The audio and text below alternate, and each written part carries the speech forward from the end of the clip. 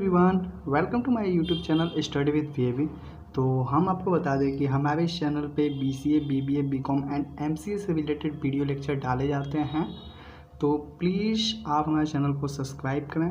अगर आप हमारा वीडियो देखते हैं तो हमारा वीडियो आपको अच्छा लगता है तो प्लीज़ वीडियो को लाइक करें। तो चलिए स्टार्ट करते हैं। आज हम अकाउंटिंग के एक इम्पॉर्टेंट टॉपिक के बारे में डिस्कस करेंगे। यह टॉपिक एग्जाम पॉइंट व्यू से बहुत ही इंपॉर्टेंट है। तो चलिए स्टार्ट करते हैं। तो आज हम डिस्कस करेंगे फाइनेंशियल स्टेटमेंट।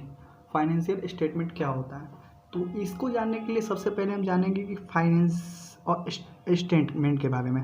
तो फाइनेंशियल में क्या होता है कि जितने भी मनी से रिलेटेड, कैश से रिलेटेड जितने भी ट्रांजेक्शन्स हैं, वो इनकमिंग हो रहा है कैश का, आउटगोइंग हो रहा है कैश का in the form of cash in a organisation, then it's called financial. उस सारे ट्रांजेक्शन को हम फाइनेंशियल ट्रांजेक्शन के नाम से जानते हैं।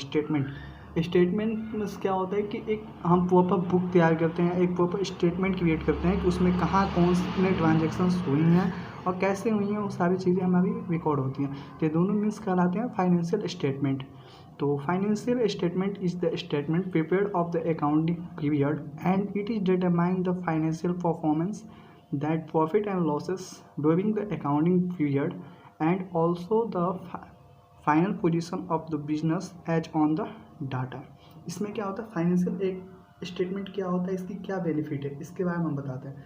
तो जैसे आपको मालूम होगा कि अकाउंटिंग में एक अकाउंटिंग पीरियड टाइम होता है या एंड होती है, जो कि एक पर्टिकुलर डिफाइन करती है कि ऑर्गेनाइजेशन कितना प्रॉफिट या कितना लॉस गेन किया है उस अकाउंटिंग पीरियड टाइम में। क्या होता है, एक डेट होता है पर्टिकुलर, जैसे पर्टिकुलर डेट होता है जिसे हम अकाउंटिंग पीरियड टाइम कहते हैं, डेट कहते हैं। बैकग्राउंड में थोड़ी सी नॉइस आ रही है, उसके लिए सॉरी, बट आप एडजस्ट कर लीजिएगा, थोड़ा सा नॉइस आ रहा है बैकग्राउंड में। तो जैसे कि मैं कहा था कि मैं बता रहा आपको अकाउंटिंग पीरियड के टाइम में कि अकाउंटिंग पीरियड टाइम एक डेट होता है जिसमें हम ऑर्गेनाइजेशन के लॉसेस एंड प्रॉफिट को एडजस्ट करते हैं और देखते हैं कि वो कितना गेन की गई है।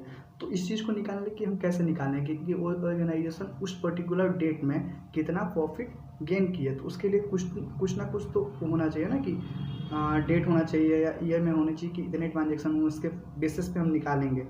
तो इसलिए हम उसी को हम निकालते हैं और प्रिपेयर करते हैं उससे, जिसमें हम स्टेटमेंट कहते हैं, जिसे हम क्या कहते हैं, फाइनेंशियल स्टेटमेंट कहते हैं।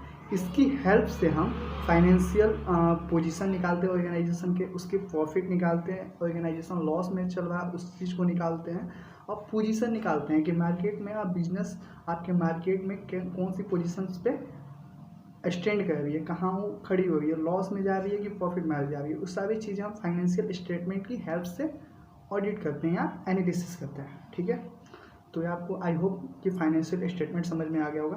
तो आगे देख लेते हैं हम टाइप ऑफ फाइनेंशियल स्टेटमेंट कौन कौन से होते हैं। ठीक है, तो देख लीजिए, टाइप ऑफ फाइनेंशियल स्टेटमेंट 3 होते हैं, होते तो बहुत हैं बट 3 इंपॉर्टेंट है जिससे हम आपको बता रहे हैं, बाकी आप उसे गूगल कर लीजिए और देख लीजिए। ठीक है, होने के लिए तो बहुत होते हैं बट 3 इंपॉर्टेंट होते हैं जिससे हम आपको बताएंगे। फर्स्ट होता है बैलेंस शीट, दूसरा होता है इनकम स्टेटमेंट, तीसरा होता है कैश फ्लो स्टेटमेंट। तो बैलेंस शीट जानने से पहले हम आपको इनकम स्टेटमेंट बताते हैं, उसके बाद कैश फ्लो स्टेटमेंट, उसके बाद हम आपको बैलेंस शीट बताएंगे। ठीक है, तो पहले इनकम स्टेटमेंट क्या होता है, जैसे किसी ऑर्गेनाइजेशन में कुछ हमने रॉ मटेरियल्स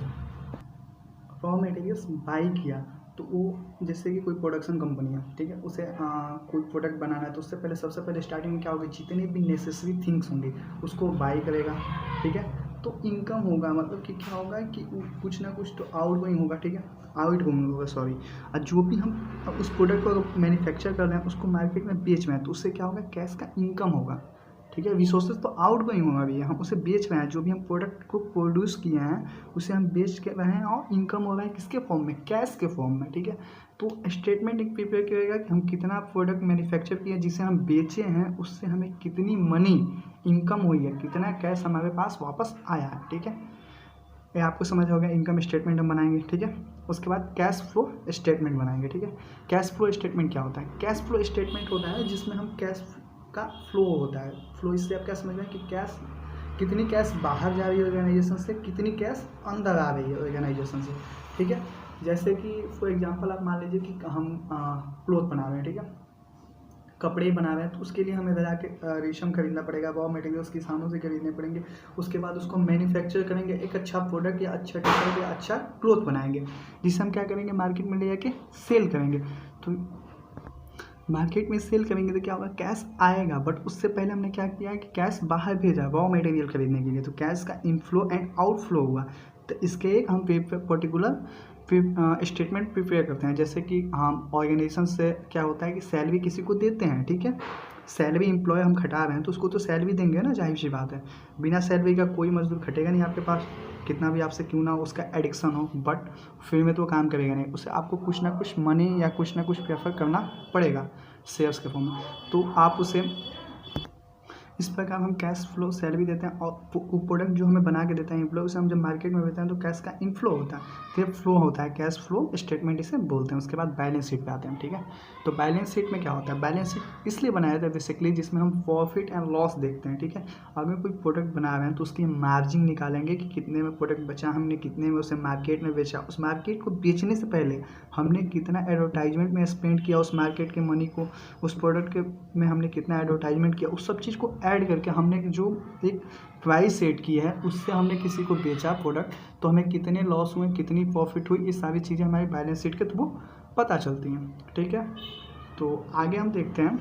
तो आज की वीडियो में बस इतना ही। आई होप कि आपको ये समझ में आया होगा। तो प्लीज़ हमें वीडियो को लाइक करें, हमारे चैनल को सब्सक्राइब करें। तो मिलते हैं एक नए वीडियो के साथ। तो thanks for watching my YouTube channel. Bye bye.